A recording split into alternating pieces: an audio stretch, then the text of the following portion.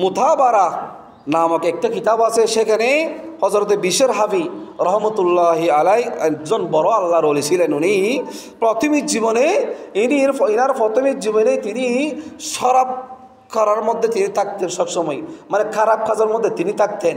এমত অবস্থায় তিনি যখন শরাব করার মধ্যে লিপ্ত হচ্ছেন বিশর হাফি, ইনার ফায়ের নিচে একটা কাগজের টুকরা ফেলেন।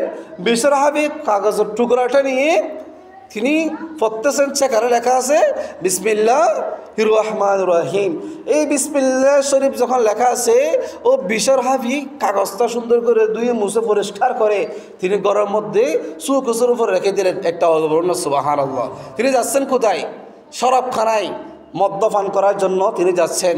এমত অবস্থায় ফাইল নিচে যে কাগজের টুকরা ফেলেন, সেখানে বিসমিল্লাহ শরীফ লিখিত আছে। এটা সম্মান করে, তাজিম করে, আল্লাহর নামকে ইজ্জত করে তিনি ঘরের মধ্যে রেখেছেন এবং তিনি শরাবখানার মধ্যে চলে গিয়েছিলেন। তৎকালীন যুগের মধ্যে আল্লাহর আরেক বুজুর্গ জিয়াকে বলা হয় তাবিন। ইনি হলেন হযরত হাসান বসরি রহমতুল্লাহ আলাইহি। তো ইনাকে আল্লাহ পাক রব্বুল আলামিন ইলহাম দিচ্ছেন, ওগো হাসান বসরি, তোমার জবানায় তোমার এলাকার মধ্যে এমন একজন লোক আমার নাম দেখে নিচ থেকে মাটি থেকে তুলে ঘরের মধ্যে সাজিয়ে রেখেছেন। ইনি শরাবখানার মধ্যে চলে গিয়েছে, তুমি তাকে গিয়ে ইসলামের ফতমতে তাকে নিয়ে আসো। একটা বলুন না সুবহানাল্লাহ। বিশর হাফিকে নেওয়ার জন্য হাসান বসরি চলে গেলেন।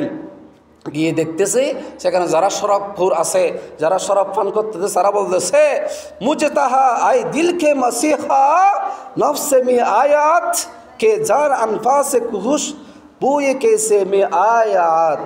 ওহে শাইখ পুণ্যবান মানুষ, আপনি এখানে কেন আসছেন? শরাবখানায়, আড্ডাখানায়, মদখানায় আপনি কেন আসছেন?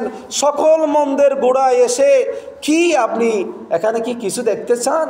তখন হযরতে হাসান বসরি উত্তর দিলেন, আমি এখানে আসলে মদ্যপান করতে আসি নাই, আমি এসেছি আল্লাহর অর্ডারে। আল্লাহ পাক আমাকে অর্ডার করেছেন, আমি বিশর হাফিকে নেওয়ার জন্য আমি এখানে এসেছি। একটা বলুন না সুবহানাল্লাহ।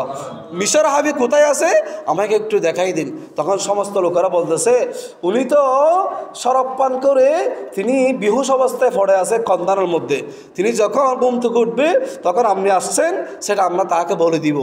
তখন বিশর হাফিকে হঠাৎ করে বিশর হাফি ঘুম থেকে চমকে উঠলেন, তার সামনে হযরত হাসান বসরি রহমতুল্লাহ আলাইহি উপস্থিত। তখন বিশর হাসান বসরি বললেন, আপনাকে নেওয়ার জন্য, শরাবখানা থেকে নেওয়ার জন্য আল্লাহ পাক আমাকে পাঠিয়েছেন। সুবহানাল্লাহ বলেন।